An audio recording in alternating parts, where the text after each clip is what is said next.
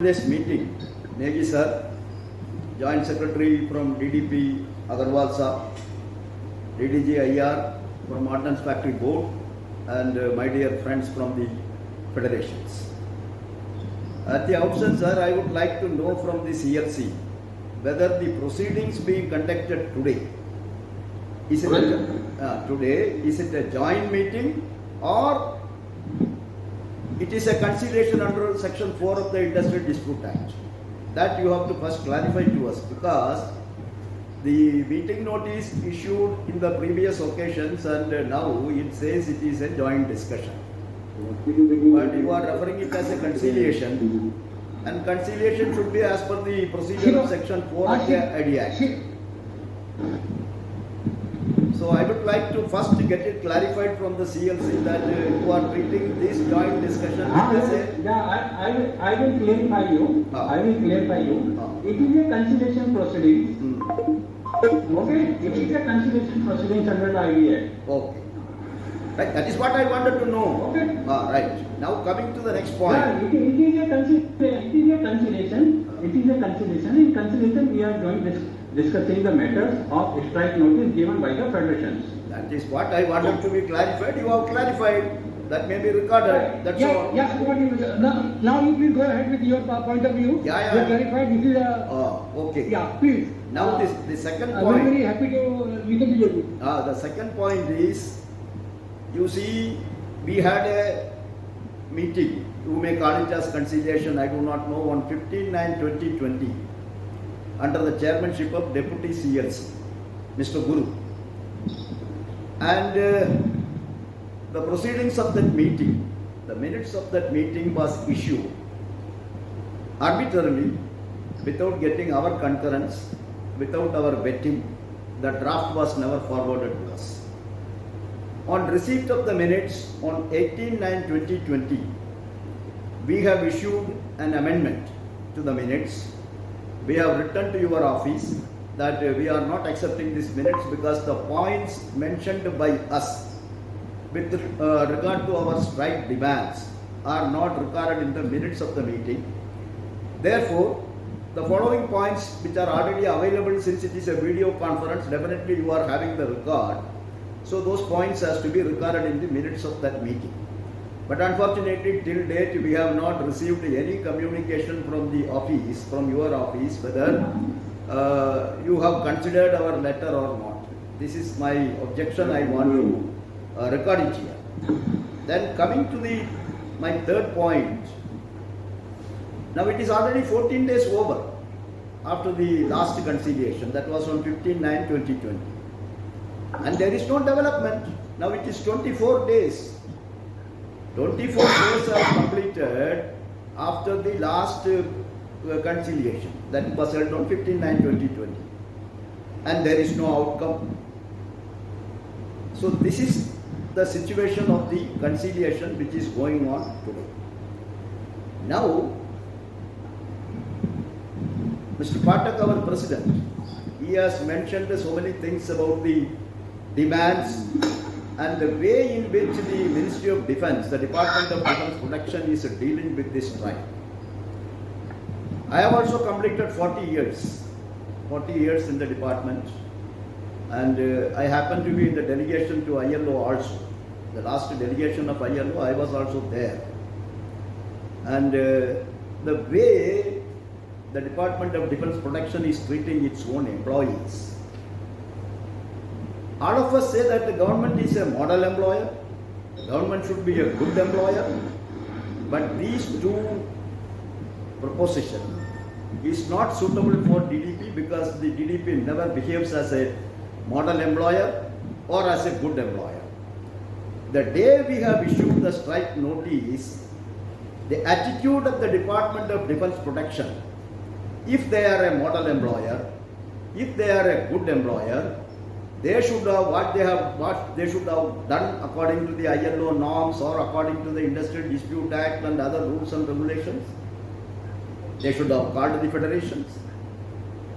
They should have discussed the demands and try to find out a solution which was happened in the past 20 years when corporatization came into a matter of discussion in the DDP. There were 4 ministers, veterans in the defense ministry. It is not that corporatization is something new which has come. Corporatization came in 2000 itself in the name of TKA Nair Committee.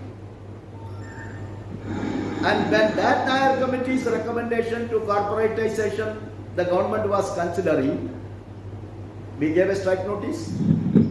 On 22/4/2002, the then Defence Minister Sri George Fernandez called the federations, and there is an agreement that ordnance factories would not be corporatized. We have withdrawn the strike. Again, when the late Rashtrapati Pranab Mukherjee Sahab was the defence minister, again the proposal of corporatization came. He has called a meeting under his chairmanship on 18/9/2006. Again an agreement, ordnance factory will not be corporatized. We have withdrawn the strike. Then, in 2007, when Mr. A.K. Antony was the defence minister, again the same proposal was put up before him. Again we gave a strike notice. He called us. He also assured us in writing, ordnance factories would not be corporatized. Yeah. Then, during Manohar Parrikar sir's time also, the same issue came. We had a meeting with him. Subsequently, he gave us in writing that ordnance factories will not be corporatized. Now these four agreements, and the last year then Secretary DP, Dr. Ajay Kumar's written assurance that government has not taken any decision to corporatize the ordnance factories. When we were in the midst of a strike, which Mr. Pathak referred, when we were in the midst of a strike in 2019 August, on the 23rd, based on the then CLC Vermaji's intervention, Dr. Ajay Kumar called us and he asked us, when government has not taken any decision to corporatize the ordnance factories, why are you going on strike? We have deferred the strike because government has not taken any decision. These are all written documents. Now I wanted to ask the respected CLC, you are dealing with industrial disputes. Violation of an agreement, is it not an unfair labour practice which is punishable under the law? Is it not an unfair labour practice? On the 16th of May 2020, when the government announced its decision, we were all taken aback. Can this happen in a democratic country? Can this happen in India, where the India has ratified all the ILO conventions connected with the collective bargaining? Can it happen in India? With 4 ministers' written assurance and one Secretary DP's written assurance, one fine morning you have decided on 16th of May. Okay. I also assume that none of them were aware of these agreements because it was in 2000, 2006 and all. 17th of May we have written. Within 1 day gap, the first letter we have written to the Honorable Raksha Mandri, respected Raksha Mandri Sahab, these are all your previous agreements. Whether the officials dealing with this case in the Ministry of Defence, they have put up before you all these facts. If they have not brought these facts to your notice, please call them, ask them to bring the records, ask them to bring the file. Please don't proceed with the corporatization. And from 17th onwards, at least 20 correspondence. What happened to those correspondence? So this is the first unfair labour practice which has been committed by the DDP by violating the previous assurances and agreements. One is through conciliation, that was the last one in 2019, and other 4 were outside the conciliation, no CLC intervened. The Honorable 4 Raksha Mandris intervened They invited us, called us, discussed, negotiated and settled. Now in this situation, what prompted the DDP to put up a proposal before the Honorable Prime Minister? Prime Minister has never told you corporatizing. You people have put up to the Prime Minister that we want to include this in the 100 days agenda of yours. And now this has come to this stage. Now the second unfair labor practice. If the employer can declare any strike illegal, then you can just scrap the ID Act. Even the new industrial code which you have passed in the parliament, you can just scrap it. Any employer can declare the strike illegal. Which employer is going to say that your strike is legal? And simply, without any application of mind, you are writing to such a senior federation. AIDF is established in 1953. Who all worked in this federation, you know, Jayaprakash Narayan, S.N. Joshi, S.M. Banerjee. They all led this federation, the pioneer federation of the defense civilian employees. You are simply writing, you have done an illegal strike, as if you don't know any rule, as if you don't know any idea. That means what is your intention? Your intention is not to settle the strike demands. You want to crush the strike.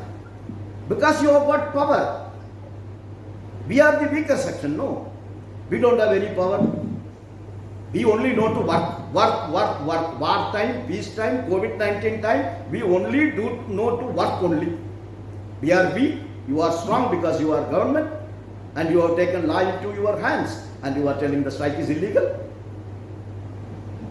We have given a reply for that. And you are now directly issuing directions to the general manager, crush the strike. Give individual letters, which has never happened in the 219 years history of the ordnance factory. Individual letter to the worker who has voted in favor of a strike you are giving and telling them, खबरदार, आप हड़ताल में participate करेगा, आपका जिंदगी पूरा खत्म करेगा. Prepare to face the consequences.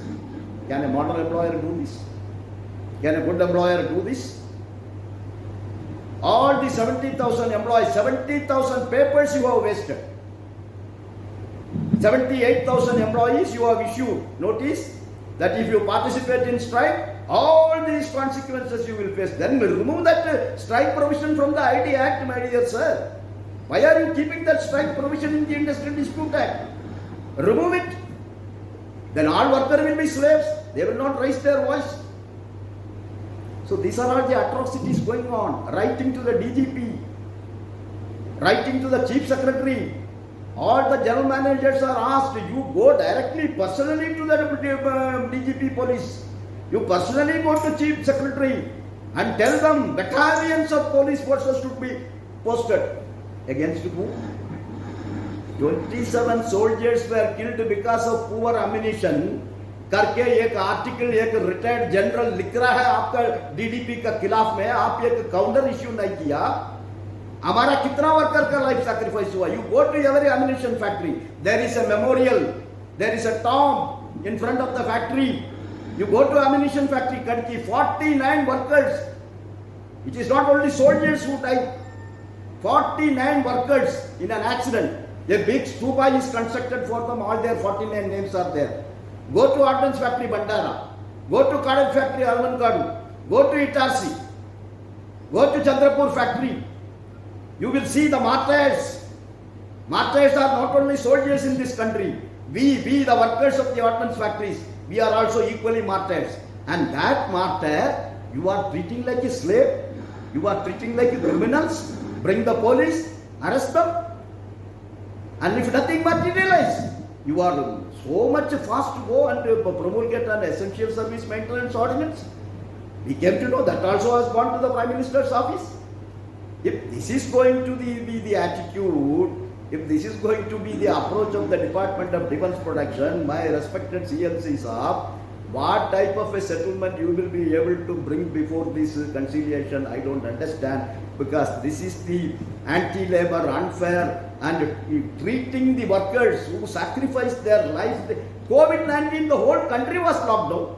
Nobody came up to their house. I am sitting in a factory where 450 workers right from April 1st onwards, worked for day and night for producing all the protective equipments required for the frontline warriors who are fighting the COVID-19 virus. What recognition you have given to us? Even a single appreciation word from the DDP? Nothing. Nothing. You will not do that because you yourself, the DDP's blessings, according to the information, DDP has given blessings to all these retired army generals. Go on. Ultimately, you are tarnishing whose image? Sri Kumar's image? Pathak's image? Mr. Ashok Singh's image? Mr. Mukesh Singh's image? You are, see, after all, you are the Malik of this organization. And you yourself, series of articles these fellows are writing. Why a single rebuttal from the DDP has never come? We were writing.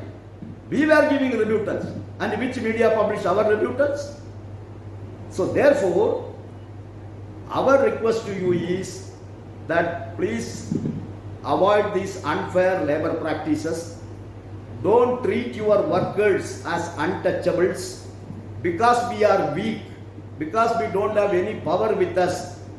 Please withdraw from this type of attitudes and activities. They are your employees. They also come from honorable and respectable families. They also have got their own education, knowledge, social background. They also deserve a certain respect. They also work for the country. That is why I told, in no other central government department this much life sacrifice has nowhere taken place.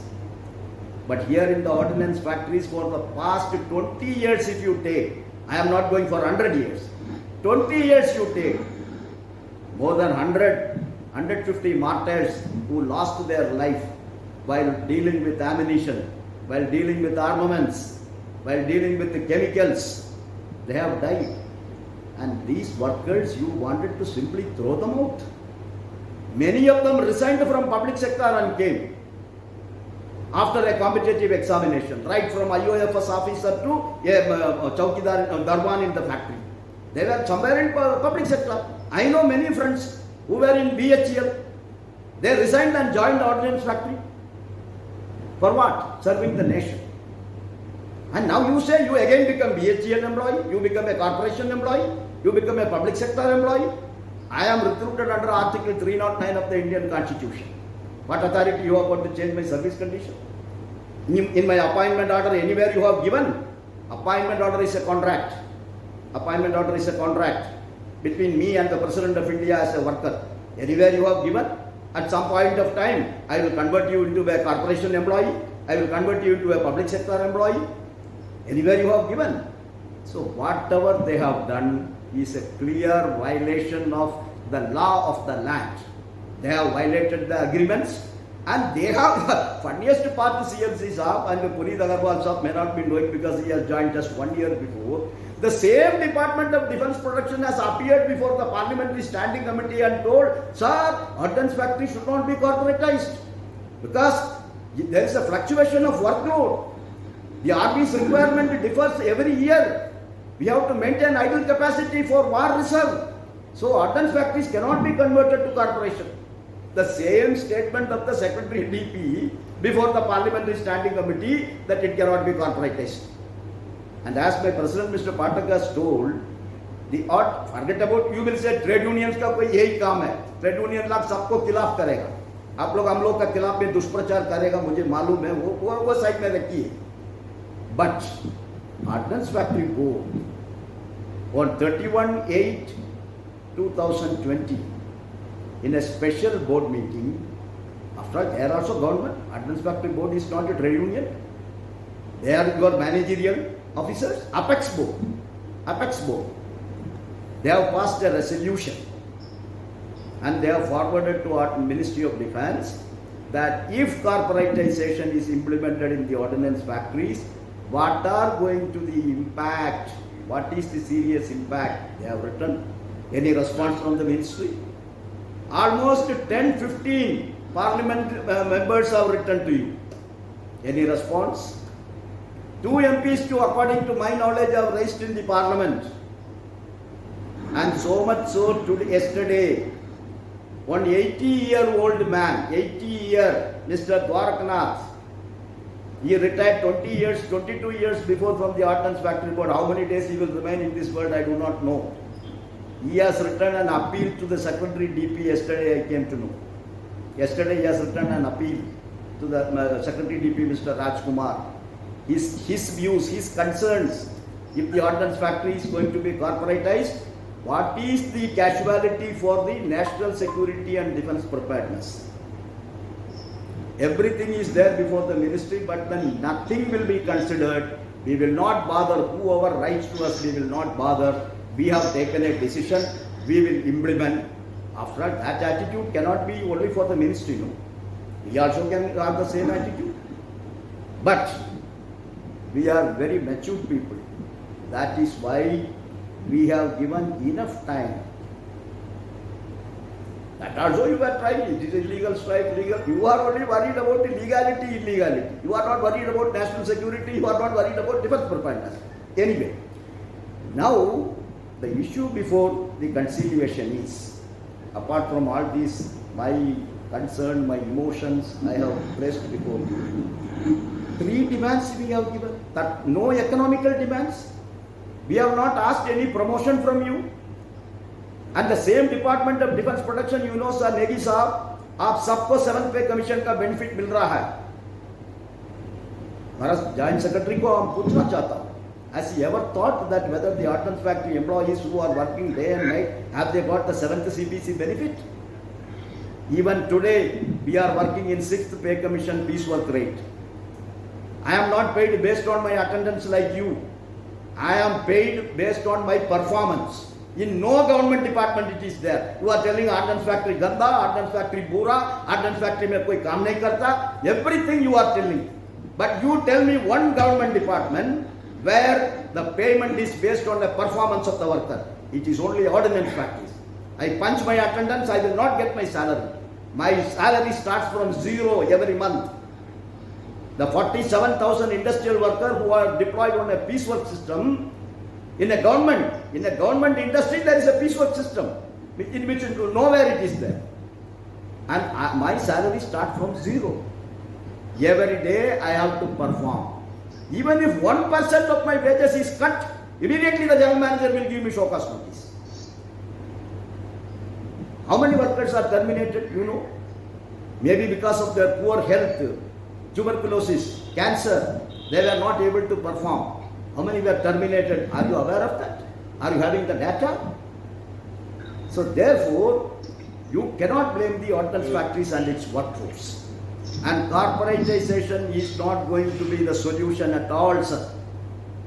It is a wrong decision taken by the government. Maybe the Prime Minister's office or the Cabinet Secretariat has not been properly briefed. This, as Mr. Pathak told, I am 65. He is 70 plus, Srinivasan is 70 plus. How many days we will remain in this world, we do not know. But history will blame you people. The day will come, the Indian soldier who protects all of us from the border, a day will come, he has to go with a begging bowl to private corporates for even his uniform, for his protective clothing, for his ammunition, for his arms, for his weapons. India should not come to that position. Respect our soldiers, respect our workers.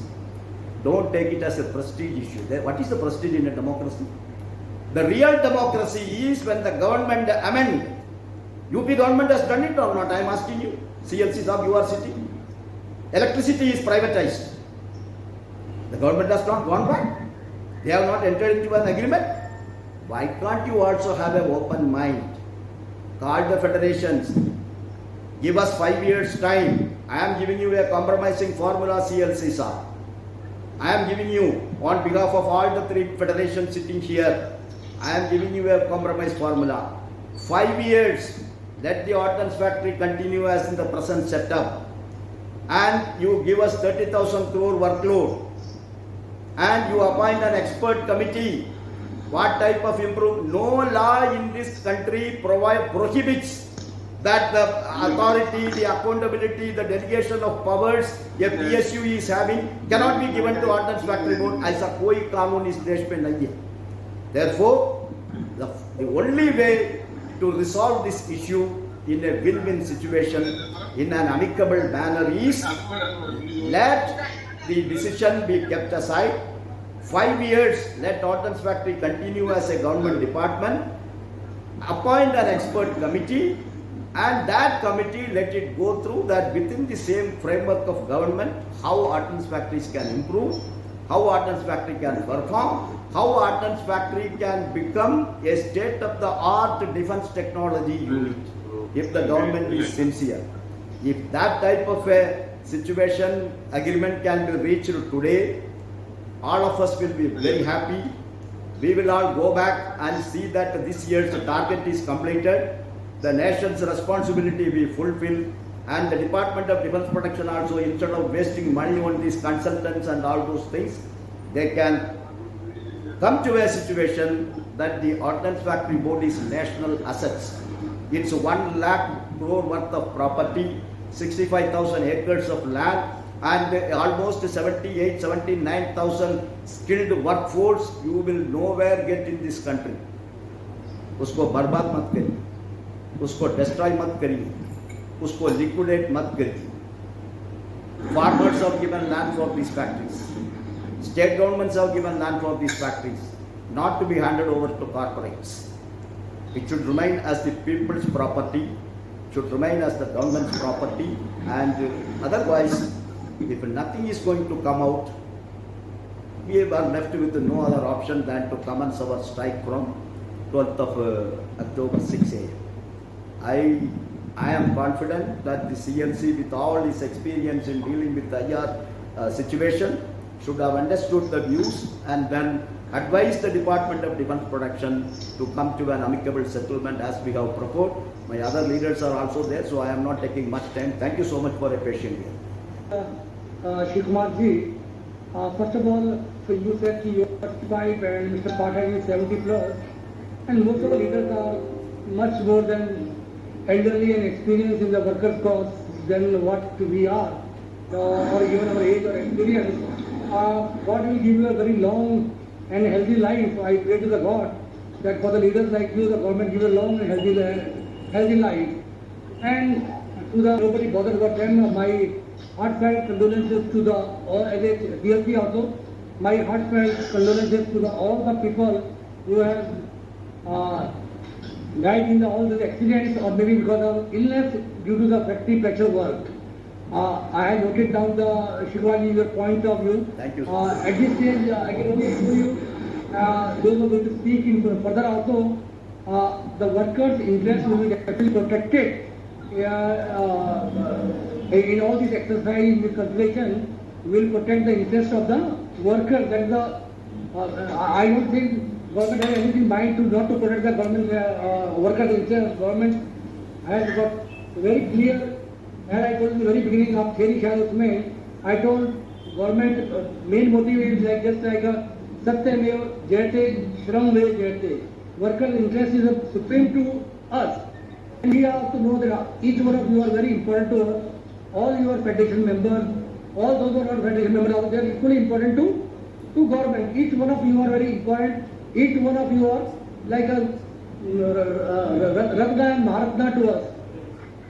So I request to all other members who are going to speak, workers' interest definitely we are going to protect, that you will get rest assured. And I mean this cancellation talk and the things, I will always believe in that. We should go on and definitely will find a solution. So now I invite Mr. Ashok Singh to give his